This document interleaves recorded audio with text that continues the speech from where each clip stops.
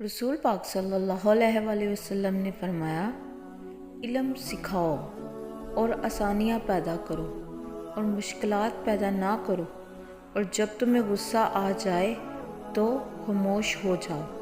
और जब तुम्हें गुस्सा आ जाए तो खामोश हो जाओ, और जब तुम्हें गुस्सा आ जाए तो खामोश हो जाओ।